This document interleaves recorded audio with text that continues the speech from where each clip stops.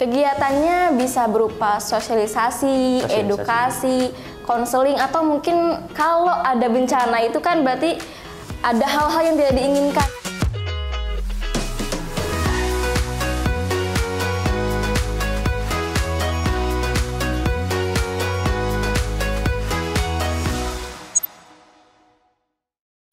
Halo Sobat PMI, apa kabar semuanya di sana?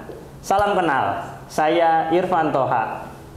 Kali ini dalam podcast Kemanusiaan Sanda Talks, obrolan yang siap melayani Anda dalam rangka memperingati HUT ke-77 Tahun Palang Merah Indonesia. Kita kali ini akan membahas tentang pendidikan remaja sebaya dan peran PMI dalam pendidikan remaja sebaya. Nah, di samping saya sudah ada tamu spesial, narasumber yang merupakan seorang peer educator. Nah, apa sih peer educator itu? Nah, nanti kita minta untuk menjelaskannya ya. Untuk kakak di sebelah saya, bolehkah memperkenalkan dirinya, Kak? Silakan. Oke, halo Sobat PMI. Halo. Perkenalkan, saya Asmi Aisyah, bisa dipanggil Kak Asmi. Iya? Ya. Kak Asmi. Wah, ini Sobat PMI di rumah sana, Kak Asmi cantik ya. Saya senang nih kalau podcast ditemani oleh kakak yang cantik ini. Oke, Kak Asmi. Kali ini kita akan membahas tentang peer educator. Dan Kak Asmi, kan saya dapat bocoran dari teman-teman di belakang sana, Kak Asmi ini seorang peer educator. Bisa dijelaskan nggak sedikit apa sih peer educator itu? Oke, terima kasih. Jadi peer educator ini, atau dalam bahasa Indonesianya pendidikan remaja sebaya, ini merupakan sebuah pendekatan yang menitik beratkan pada peran teman sebaya untuk perubahan dan sikap perilaku dalam seorang remaja. Apalagi kan remaja ini tuh masih dalam masa transisi ya, antara anak-anak ke dewasa. Jadi tumbuh kembangnya harus diperhatikan terus gitu. Oke, tentang remaja sebaya. Nah, ini untuk kakak sendiri. Kakak kan di PMI ya, beraktivitas aktif gitu di PMI. Apakah kakak langsung nih terjun ke remaja sebaya atau kakak ada aksi-aksi lain kak yang kakak ikut di PMI kak? Ada banyak aksi. Ada, oh boleh kak, tahu kak? Kebetulan kan saya aktif di KSR Perguruan Tinggi UIN ya. Nah di situ saya sebagai divisi diklatnya mengatur sebuah pelatihan-pelatihan. Jadi saya menaungi atau mengadakan program kerja yang berkaitan dengan pendidikan-pendidikan itu, tentang sosialisasi dan edukasi terhadap teman-teman sebaya gitu.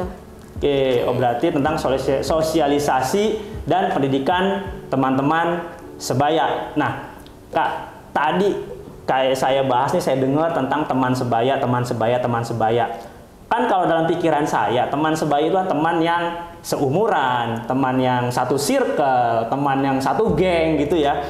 Ini kalau dalam apa ya, PRS yang kakak jalankan ini bener, sama nggak istilahnya tuh teman sebaya itu kak? Sama. Teman sebaya itu ya yang sepenanggungan, sefrekuensi. Jadi karena PRS ini bersinggungan dengan hal-hal yang pribadi seseorang, jadi kalau emang kita nggak se-circle, nggak sefrekuensi, akan susah gitu mempengaruhi seseorang tuh gitu.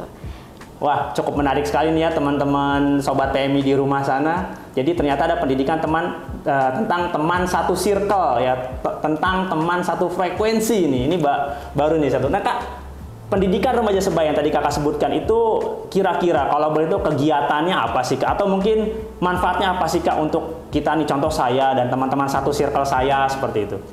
Kegiatannya bisa berupa sosialisasi, edukasi, konseling, atau mungkin apa ya, bahasa simpelnya kayak curhat-curhatan. Itu kan sebagai orang makhluk sosial itu perlu didengarkan, perlu orang lain gitu. Nah itu peran PRS gitu. Jadi kita bisa bantu teman-teman kita ke arah yang positif. Curhat nih menarik sekali nih ya teman-teman Sobat PMI ya. Curhat. Jadi dalam remaja sebaya nih ya, pendidikan remaja sebaya, berarti kita boleh curhat gitu ya kak ya? Boleh banget. Jadi karena kakak adalah relawan PMI gitu, berarti kalau kita galau boleh gitu curhat ke PMI gitu ya? Boleh. Oh, boleh, oke. Ini boleh kita notes nih. Nah kak, tadi pendidikan remaja sebaya, biasanya namanya pendidikan itu kan ada seperti kurikulum atau target pencapaian atau mata pelajarannya kayak gitu. Itu kira-kira pada pendidikan remaja sebaya ada nggak hal-hal kayak gitu kak? Ada. Yang namanya pendidikan pasti ada capaiannya gitu. Jadi harus ada kurikulumnya juga gitu. Salah satunya contohnya ada tentang pendidikan remaja sebaya itu sendiri, bagaimana cara melakukannya, terus ada juga HIV/AIDS, terus ada juga pengenalan potensi diri. Potensi diri bagi remaja kan itu penting ya, bagaimana dia menentukan cita-citanya ke depannya gitu. Terus juga ada masalah kesehatan lain seperti TBC atau juga IMS dan yang lainnya, masih banyak. Oh, jadi PRS ini ada kurikulumnya dan ada pembelajarannya. Nih, Sobat PMI, ini hal yang menarik ya. Ini saya juga baru tahu bahwa teman sebaya atau kita yang satu circle, satu geng, ternyata ada ilmunya, ada pendidikannya gitu. Ini kalau boleh tahu lagi Kak, ini kan kita taunya PMI ya. PMI itu kan berkecimpung di bencana, betul ya? Betul. Iya. Kira-kira kalau di PRS ini itu ada nggak sih Kak di bencana gitu? Kan kalau yang saya lihat suka di TV-TV kan PMI kan adanya kayak bikin dapur umum atau mungkin bikin tenda gitu di tempat lokasi bencana. Kalau PRS apakah di bencana Kak kira-kira? Mungkin dengan istilah lain kali ya, namanya itu PSP, Psychological Support Program. Nah, itu merupakan sebuah program untuk meningkatkan kesejahteraan psikososial individu maupun masyarakat yang emang terdampak bencana. Seperti yang kita tahu, kalau ada bencana itu kan berarti ada hal-hal yang tidak diinginkan yang bisa menyebabkan seorang itu mengalami trauma atau depresi. Nah, disitulah peran PMI agar individu ataupun masyarakat tersebut itu tidak berlarut dalam trauma tersebut. Oh, jadi kalau di bencana itu biar tidak trauma, curhatnya ke PMI gitu Kak ya mungkin ya. Oke, jadi bisa curhat. Oke. Curhat nih hal unik juga nih. Saya baru tahu nih hal unik ini. Nah, Kak, kalau seandainya tadi kita bicara tentang di bencana. Terus kalau seandainya nggak terjadi bencana, nggak ada bencana, itu PRS ngapain Kak? Ada, banyak. Contohnya adalah kita mengadakan sosialisasi atau edukasi ke sekolah, ke masyarakat, dan juga bisa ngadain konseling tadi berupa sesi curhat dan sebagainya kayak gitu. Oke, tadi apa sih konseling ke sekolah? Bisa ke sekolah. Ke sekolah. Atau ke masyarakat. Ke sekolah. Baik. Ya, menarik sekali nih. Ini info baru bagi saya. Nah, Kak, PRS itu sendiri, pendidikan remaja sebaya ya, itu kita kan tahu nih ya, PMI itu kan biasanya berkecimpung di bencana. Ada bikin dapur umum, ada bikin tenda gitu. Nah, kalau PRS itu sendiri di bencana ada nggak sih Kak? Oke, jadi di PMI itu ada yang namanya PSP, Psychological Support Program. Nah, ini tuh merupakan sebuah program untuk meningkatkan kesejahteraan psikososial individu maupun masyarakat yang terdampak bencana, agar mereka tidak terlarut dalam traumanya gitu. Oke, ini bagus nih. Kalau dari PMI-nya sendiri itu gimana Kak? Oke. Ketika di bencana gitu ya. Kalau di PMI sendiri, program PSP ini yang nyata seperti bermain games dengan anak-anak, main games, terus juga sesi konseling. Itu kan bisa mengalihkan pikiran-pikiran individu maupun masyarakat ke hal-hal yang lebih positif gitu. Jadi kita senang-senang dulu untuk mengalihkan pikiran negatifnya. Oke, berarti ketika di bencana maka tim berusaha supaya pikirannya itu menjadi positif. Betul Bang. Tidak kembali lagi pikiran negatif pemikiran bencana yang terjadi. Wah, menarik sekali nih ya teman-teman Sobat PMI semuanya di rumah. Nah, gini Kak, kita kan tahu ya bahwa PMI adalah organisasi yang berkecimpung di dunia selain bencana kesehatan gitu ya. Untuk kegiatan tim PRS sendiri ada nggak sih Kak sangkut pautnya gitu atau serempet-serempetnya dikit gitu dengan kesehatan? Ada. Ada. Contohnya Kak, di bidang PHBS-nya, apalagi kan sekarang. PHBS. Apa tuh Kak PHBS Kak? Perilaku hidup bersih dan sehat. Oke. Terus Kak? Nah, apalagi kan sekarang lagi masa pandemi ya. PHBS itu harus banget ditingkatkan 5M-nya. Jadi kita banyak-banyak mengedukasi masyarakat, anak-anak sekolah apalagi yang udah mulai tatap muka untuk melaksanakan prokesnya. Prokesnya. Oke, nah Kak, tadi kita bicara tentang kesehatan, kita bicara tentang PHBS itu ya. Ini kan biasanya kan teman-teman yang berkecimpung di nakes ya atau tenaga kesehatan ya. Tapi tadi Kakak bilang bahwa Kakak apa sih Kakak nakes atau bukan sih Kak? Kok bisa berkecimpung di PMI, bisa berkecimpung di tenaga kesehatan yang sosialisasi tentang kesehatan, tentang PHBS ke sekolah-sekolah gitu? Boleh tahu? Oke, jadi buat layanan kesehatan sebenarnya nggak harus nakes juga sih. Soalnya saya juga bukan di bidang kesehatan sebenarnya, tapi karena saya belajar di KSR banyak pahamnya, jadi bisa juga kita mengedukasi orang lain tentang kesehatan tersebut gitu. Jadi bisa juga buat orang awam.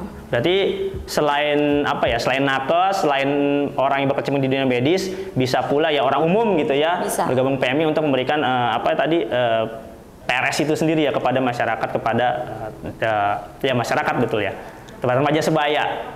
Nah, ini Kak, kita bicara remaja sebaya, teman sebaya. Teman sebaya berarti kan biasanya ya yang satu circle, satu frekuensi itu kan ya yang anak-anak muda, teman-teman remaja itu. Ini PMI itu sendiri, ya PMI sendiri memberikan ruang nggak sih Kak untuk teman-teman yang muda-muda ini, pemuda-pemudi ini gitu? Tentunya memberikan ruang dong. Jadi, contohnya apa Kak kira-kira Kak? Ya, ada nggak gambarannya? Buat anak-anak sekolah ini bisa bergabung dengan PMR. Oh iya PMR, saya tahu PMR. Dari tingkat SD, SMP sampai SMA ada. Iya. Terus kalau yang perguruan tinggi atau sedang kuliah itu ada namanya KSR. Terus juga bisa TSR-nya, tenaga sukarelawan, atau juga bisa langsung aja bergabung ke youth center-nya. Youth center ya. Wah, menarik. Nanti kita bahas tentang youth center. Nah, Kak, berarti kan kesimpulannya PMI memberikan ruang untuk anak-anak muda ya beraktivitas di PMI. Nah, tadi Kakak bahas tentang youth center. Youth center, ini bisa nggak sih Kak kasih penjelasan apa sih youth center? Ini bahasan cukup menarik nih, makin menarik nih, saya suka nih. Oke, jadi youth center itu ruang untuk anak muda agar dia tuh bisa mengeksplorasi diri selain untuk dirinya sendiri, tapi juga buat orang lain gitu, ke arah yang positif tentunya. Ada nggak sih Kak contohnya dari youth center itu? Mungkin sobat-sobat PMI di rumah agak bingung ya tentang youth center PMI gitu kan? Mungkin ada nggak sih gambaran yang oh ini toh, oh ini loh kayak gitu? Mungkin ada nggak sih Kak kira-kira? Oke, jadi youth center di PMI itu merupakan sebuah wadah untuk anak muda untuk meningkatkan kreativitasnya gitu Kak. Oh, seperti itu ya. Jadi Oke. Jadi untuk meningkatkan kreativitasnya gitu anak muda di PMI berkumpulnya di youth center ini. Oh, berarti kalau saya contoh masih masuk kategori pemuda, bisa ya saya berkecimpung beraktivitas ngumpul di youth center itu? Bisa kalau masih pemuda. Itu kira-kira Kak kalau di youth center itu kita kumpul ya. Berarti kan kalau kita anak-anak muda, berarti ada contoh kita di relawan ya seperti Kakak gitu ya. Jadi kan ada cowok cewek kumpul di kegiatan bareng. Ada nggak sih Kak cinta lokasi di situ? Ya, kalau cinta lokasi itu kembali ke pribadi masing-masing ya. Yang namanya hati kan tidak bisa dipaksa, tapi bisa dikendalikan. Oh, bisa dikendalikan. Okay. Dilarang nggak? Enggak. Tadi Kakak bilang kan tidak bisa dipaksa, bisa dikendalikan. Dilarang nggak? Enggak. Kalau nggak dilarang ya nggak apa-apa. Sebab saya pikir udah mulai agak-agak baper saya sama Kakak kayaknya. Astaga. Ya, nggak Kak, itu intermezzo aja. Okay. Ya, jadi gitu ya Sobat PMI di rumah. Jadi youth center itu untuk tempat kumpul, untuk kreativitas. Iya, betul. Iya. Kalau saya nih Kak, saya gabung ke youth center, tapi saya nggak kreatif. Itu boleh nggak sih? Tadi kan Kakak bilang katanya youth center untuk kumpul, bikin kreativitas. Iya. Teman-teman pemuda, saya masih muda, saya masih pemuda, tapi saya nggak kreatif. Ini gimana ya? Saya masih muda tapi nggak kreatif. Kira-kira boleh nggak saya gabung ke youth center itu? Boleh banget dong. Boleh. Justru di situ tempatnya, jadi bisa diasah. Kira-kira nih Kak, untuk pengembangan kreativitas tersebut ya. Contohlah saya tidak kreatif gitu. Tiba-tiba saya gabung, saya bingung Kak. Apa sih harus saya lakukan? Sedangkan teman-temannya kan kreatif ya. Tadi Kakak bilang untuk teman-teman yang kreatif. Saya tidak kreatif. Saya gabung ke youth center. Terus saya bingung harus ngapain. Itu kira-kira gimana Kak? Nanti akan ada yang mengarahkan dari pengurus youth centernya dong Kak. Berarti diarahkan. Semua itu pasti terarah gitu. Terarah ya. Jadi kita di sini sama-sama grow up bareng. Grow up bareng. Apa tuh Kak grow up Kak? Tumbuh lebih baik. Tumbuh lebih baik. Tumbuh ke atas. Iya, ke atas. Kembang ke samping. Enggak. Oh enggak. Ya. Jadi boleh ya? Boleh. Siapapun orangnya, dia boleh gabung ke youth center. Terlepas dari dia kreatif atau tidak kreatif. Apabila dia kreatif, berarti dia boleh mengembangkan kreativitasnya. Kalau dia tidak kreatif atau belum kreatif ya, dia mungkin akan mendapatkan bimbingan dari teman-teman di youth center. Betul banget. Wah, ini bagus sekali ini ya untuk Sobat PMI di rumah sana. Gabung untuk teman-teman yang tadi di PMR gitu Kak ya, di PMR atau teman-teman yang di KSR untuk gabung ke youth centernya, di mana bisa mengembangkan kreativitasnya. Kalau nggak kreatif pun juga nggak usah khawatir. Tadi kata kakaknya, kalau yang nggak kreatif pun akan dapat bimbingan supaya jadi kreatif. Nah Kak, kembali kita topik kepada teman sebaya. Mungkin kalau di TikTok saya, ini kalau di TikTok saya, entah kalau di TikToknya Kak Asmi ya. Kak Asmi main TikTok? Main TikTok. Oke, kalau di TikTok saya kadang suka FYP nih Kak. FYP itu tentang apa ya? Istilahnya tuh mental health gitu. Oke. Nah, kira-kira teman-teman tim Kak Asmi ini di PRS itu juga apa ya? Berkecimpung juga kah? Atau memperhatikan juga kah? Atau juga mempelajari kah tentang mental health ini Kak? Boleh Kak Dija? Mempelajari juga. Soalnya kan itu berkaitan dengan mental seseorang ya. Apalagi kita sebagai makhluk sosial itu ya ada aja gitu ya masalah dalam hidup, tapi yang perlu diawasi adalah self claiming Kak. Apa tuh Kak self claiming tuh? Jadi kita mengklaim diri sendiri tanpa ada diagnosis dokter bahwa kita tuh saya nih terkena mental gitu. Saya tuh kena mental gitu. Lalu Kak, berarti mental health itu harus didiagnosa oleh dokter, bukan oleh diri sendiri gitu? Iya, betul. Berarti selama ini mungkin yang saya pahami itu mungkin kurang tepat ya, bahwa kalau saya pikir selama ini mungkin sobat-sobat PMI di rumah saya mungkin juga ada yang pemikirannya sama dengan saya, bahwa mental health itu ya ketika kita merasa down, kita merasa udah pusing harus ngapain, bingung mau ngapain, saya kena mental health nih. Itu seperti bukan?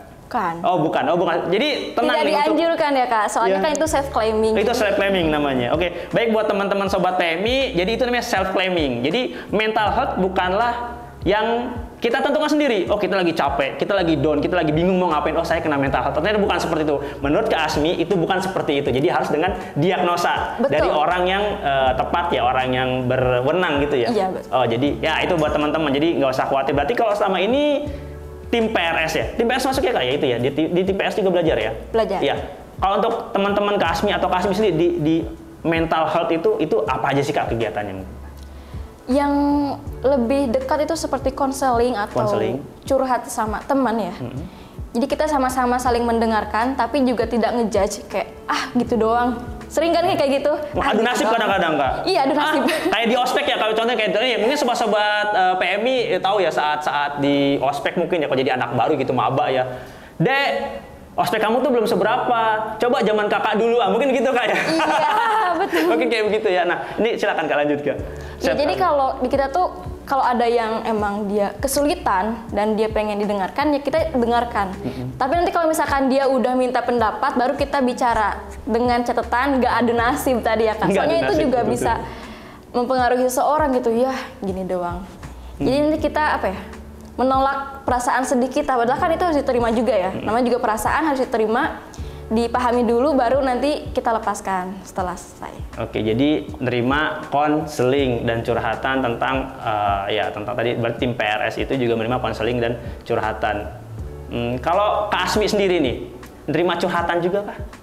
Nerima. Oke. Saya daftar boleh? Boleh. Enggak, tenang. Saya nggak kena mental health kok. Ya semoga saya nggak kena mental health. Oke, kita kembali lagi ke topik kita. Peran PMI deh Kak, atau peran tim PRS tadi udah Kakak bilang kan bahwa tentang mental health ini adalah memberikan konseling. Kalau untuk Kak Asmi sendiri deh, ya untuk Kak Asmi sendiri, kira-kira pernah nggak? Pernah apa? Pernah langsung itu menangani konseling terhadap orang-orang yang mungkin dia self-claiming bahwa dia itu mental health itu? Sering. Cukup. Sebenarnya saya cukup banyak mendapatkan curhatan-curhatan ya dari orang lain. Dan begitu pun saya juga curhat ke orang lain. Nah itu kita sama-sama saling mendengarkan aja gitu masalah sendiri, karena apapun yang kita punya, masalah kita itu yang bisa mengatasinya cuma diri sendiri. Jadi kita curhat ke orang lain itu agar lebih tenang, agar merasa bahwa kita tuh nggak sendirian loh, kita tuh masih ada punya teman gitu. Tipsnya nih Kak, ada nggak sih tips? Kan tadi Kakak bilang self-claiming tentang mental health. Nah supaya nggak self-claiming ya, ada nggak sih tips supaya kita itu nggak mental health ya, jadi kita bisa menjaga kesehatan mental kita supaya tetap terjaga, nggak kita nggak harus konsultasi, nggak akan down gitu. Mungkin ada nggak sih tips dari Kak Asmi gitu buat teman-teman sobat PMI, juga buat saya di sini, ada nggak sih tips dari Kakak nih? Oke, kalau tips dari saya untuk menjaga mental tetap sehat, yang pertama itu kita harus melakukan hal-hal yang produktif. Jadi jangan sampai kita tuh sendirian ngelamun terus lama-lama, apalagi kalau dibarengi dengan bermain sosmed ya. Sosmed itu kan banyak banget ya, ada orang yang foya-foya atau ada orang yang senang-senang, terus kitanya lagi sedih kayak waduh gimana nih gitu. Jadi kita harus melakukan hal-hal yang produktif dan membatasi sosial media. Kemudian kita juga bisa melakukan aktif olahraga dan juga makan makanan yang sehat dan bergizi. Gitu. Olahraga, makan sehat yang bergizi, dan kurangi main sosmed gitu ya. Kurangi main sosmed. Mungkin ya kita iri ngelihat dia enak healing jalan-jalan, mungkin seperti itu kali Kak ya. Ya. Oke, baik Kak, terima kasih. Ini buat sobat-sobat PMI, ini ada tips ya dari Kak Asmi tadi, bahwa ada 3 hal ya untuk menjaga kesehatan mental ya. Yang pertama tadi kurangi main sosmed gitu. Terus kedua adalah aktif berolahraga, ketiga makan makanan yang bergizi. Gitu. Kalau begadang Kak, itu pengaruh nggak sih sama mental health? Begadang nih, contoh kayak saya itu suka begadang gitu kan. Cukup berpengaruh sih pada kesehatan terutama. Kesehatan, ya. Okay. Jadi kalau emang nggak urgent banget sebenarnya jangan begadang. Berarti harus cukup istirahat? Harus, wajib. Ya baik, untuk Sobat PMI ya, ini tambahan lagi berarti dari Kak Asmi. Berarti tadi apa tadi Kak? Untuk menjaga mental health itu adalah kurangi main sosmed, berolahraga, makan yang bergizi, dan istirahat yang cukup ya. Iya. Jangan begadang gitu ya. Nah Kak, kalau seandainya ada teman-teman Sobat PMI di luar sana itu kan ingin apa ya, akses ke PMI nih terkait tim PRS tadi, mungkin mau konseling atau mau ikut gabung berkreativitas di IO Center itu tadi, itu kira-kira gimana sih Kak? Oke, untuk aksesnya teman-teman bisa langsung ke markas PMI kota terdekat atau juga bisa lewat sosial media IG-nya. Instagramnya Youth Center PMI. Youth Center PMI. Ada Youth Center PMI Jaksel, PMI Jaktim, nanti banyak di situ. Berarti ke PMI yang terdekatnya. Nah, kalau kita sekarang ini di PMI DKI Jakarta gitu, kita ada di Jakarta kan ya. Itu kira-kira contoh, kalau saya di Pasar Minggu gitu Kak, itu terdekat kemana Kak? Ke Jakarta Selatan. Jakarta Selatan. Bisa di IG-nya atau juga di markasnya di sini, Condet. Condet. Berarti ya untuk teman-teman Sobat PMI, jadi untuk yang wilayah saya Pasar Minggu Jakarta Selatan bisa ke PMI Jakarta Selatan gitu Kak ya. Iya, bisa baik melalui langsung sosial media IG-nya ataupun langsung ke markasnya. Berarti nanti ketemu ke Asmi ya. Bisa. Kita ketemu ke Asmi nanti Sobat PMI. Kalau kita ke PMI Jakarta Selatan ya. Ya Sobat PMI, tadi udah jelasin ya sama Kak Asmi tentang semuanya. Nah nih Kak, tadi kita belajar tentang apa sih kurikulumnya PRS, apa sih manfaatnya. Nah, yang saya mau tanya nih Kak sekarang ya, kenapa sih Kak itu kita nih sebagai remaja sebaya gitu harus belajar tentang PRS itu? Apa sih Kak pentingnya? Boleh nggak Kak dijelasin aja? Oke, kalau harus di rating pentingnya sih 10 of 10 ya Kak. Artinya penting banget gitu. Oh, penting banget tuh Sobat PMI. Iya Kak, silakan Kak. Lanjut. Iya, soalnya PRS ini tuh sangat dekat dengan kehidupan kita. Bahkan jangan untuk orang lain, tapi untuk diri sendiri kita juga penting banget gitu. Jadi kalau boleh dijelaskan lebih gamblang gitu Kak, itu pentingnya apa sih? Jadi kita bisa mengetahui tentang diri sendiri terutama dan juga orang lain. Contohnya nih kan kita di PRS ini belajar tentang kesehatan reproduksi. Nah, kesehatan reproduksi kan semua orang punya ya. Iya, betul. Alat reproduksinya. Jadi kita tuh bisa tahu nih cara menjaganya kayak gimana dan yang lainnya. Oke, gitu. Jadi salah satu contoh pentingnya itu ya tentang contohnya kesehatan reproduksi. Jadi kita tahu bagaimana cara menjaganya. Oke, nah Kak, ini kalau boleh tanya hal sedikit agak pribadi boleh ya? Boleh. Oke, nih kan Kak Asmi berkecimpung di PRS nih ya, di tim PRS gitu. Tadi yang tempat curhat-curhat tadi, konseling atau lain-lainnya gitu. Nah, Kak Asmi sendiri nih kenapa sih Kak? Kok mau gitu berkecimpung di tim PRS gini, nerima curhatan-curhatan orang, sosialisasi ke sekolah-sekolah tadi gitu. Itu kenapa Kak? Boleh mungkin sobat-sobat PMI juga sama kayak saya, pengen tahu gitu, kepo kenapa sih Kak Asmi mau berkecimpung di dunia PRS? Oke, jadi sebenarnya saya punya prinsip Kak. Loh, apa tuh? Boleh tuh. Jadi, kita sebentar Kak, ini prinsipnya dari Kak Asmi nih, kita dengarkan Sobat PMI. Silakan Kak. Oke, jadi prinsipnya itu adalah sebaik-baik manusia adalah yang bermanfaat bagi orang lain. Mantap sekali Sobat PMI ya. Prinsipnya Kak Asmi ini mantap sekali. Sebaik-baiknya manusia adalah yang bermanfaat bagi orang lain. Oke. Nah, Kak, tadi kita udah belajar betapa pentingnya tuh. Nah, kalau udah penting, nih saya udah belajar PRS karena penting gitu kan, saya udah paham, udah bisa. Ada nggak sih Kak keuntungannya setelah kita belajar PRS itu Kak? Iya, yang namanya ilmu ya, salah satunya PRS ini tidak ada yang sia-sia Kak. Jadi ilmu itu bisa diterapkan untuk pribadi sendiri dan juga kita bisa juga nerapin ke orang lain, orang-orang terdekat yang kita cintai. Kayak gitu. Oh gitu, jadi saya ambil garis merahnya, satu buat diri kita pribadi. Iya. Satu lagi untuk orang lain. Orang lainnya ini yang sebaya dengan kita gitu ya kan, sama seperti judulnya teman sebaya gitu ya, remaja sebaya. Ya, Kak, pernah nggak sih menemukan apa ya kayak kejadian atau kasus lah ya, kasus atau kejadian gitu, ada nih seseorang gitu ya yang mau curhat ke konseling ke Kak Asmi gitu. Kak Asmi, saya mau konseling dong. Kak Asmi, saya mau curhat dong gitu tentang mental health-nya kah, tentang remaja sebayanya kah. Tapi dia tidak di youth center-nya PMI, tidak di PMI, tidak di sekolah. Mungkin janjiannya ya di kafe kah atau mungkin di mana gitu. Ada nggak sih Kak kejadian kayak gitu? Ada, tapi ini lebih ke sahabat terdekat sih. Jadi karena udah percaya banget, ngajaknya pasti di luar. Ngajaknya pasti di luar sekolah. Tapi kalau seandainya nih Kak, bukan sahabat dekat, dia seseorang yang mentalnya sedang down, ingin curhat sama Kak Asmi, ingin konsultasi sama Kak Asmi, tapi dia nggak mau, saya nggak mau ke PMI, saya takut ambulan. Contoh gitu kan, ada ya orang-orang ya sobat PMI ya, orang-orang yang mungkin takut sama ambulan gitu ya. Saya nggak mau Kak ke PMI, takut sama ambulan. Bisa nggak Kak kita ketemuannya di luar? Saya mau curhatnya di luar aja gitu. Itu kalau Kak Asmi sendiri bagaimana Kak menanggapinya Kak? Oke, kalau saya pribadi sih bisa. Tapi dengan term and condition tertentu. Apa tuh? Dengan syarat dan ketentuan itu maksudnya ya. Berarti kalau sobat PMI, kalau Kak Asmi ini punya syarat dan ketentuannya sendiri untuk menerima konseling. Kalau boleh tahu nih Kak, apa sih Kak syarat dan ketentuannya? Oke, yang paling utama sih tentunya aman buat diri saya sendiri gitu. Karena kan prinsipnya jangan dulu nolongin orang lain, tapi kita juga harus selamat. Oke, berarti aman untuk diri kita sendiri. Jangan nolongin orang lain sebelum diri kita aman ya. Nah Kak, seandainya ada seseorang nih konsultasi ke Kakak, hari pertama konsultasi sama Kakak, hari kedua konsultasi sama Kakak. Nah kan tadi Kakak bilang bahwa PRS itu tim ya, tim PRS kita sebutkan di awal, kita harus tim PRS. Berarti kan Kakak dan teman-teman Kakak. Itu kalau untuk konseling itu sendiri, apakah Kakak sendirian nih, Kak Asmi sendirian gitu ya? Jadi hari pertama konseling sama Kakak, hari kedua konseling sama Kakak. Apakah selanjutnya orang ini konselingnya dengan Kakak terus sampai dia selesai selesai masalahnya, atau diganti? Saya udah capek, saya udah nggak mau ganti dengan teman Kakak gitu. Ada nggak sih? Atau gimana Kak? Jadi kalau buat itu ya, enaknya sih langsung ke satu orang ya. Biar kita tuh udah tahu nih dari awal, klimaks dan closing itu kayak gimana gitu. Soalnya kalau beda-beda orang, berarti kan kita harus mengulang dari awal lagi. Orang tersebut kan belum tentu paham juga ya. Iya, gitu.